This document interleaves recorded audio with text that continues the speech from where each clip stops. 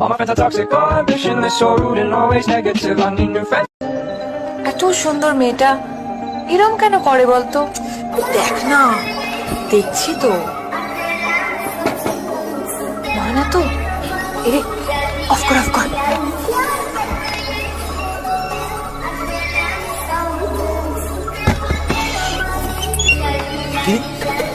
বলেনি আমি ডাকছি তো। হাই বন্ধু হাই, মানে রে তোমার কথা খুব শুনেছি। ওরা জানে দিল ফাঁকি ভাই, জানি না। জীবনে তো একটা লক্ষ্য স্থির কর, সামনে পরীক্ষা, এখন আড্ডা বলিস না।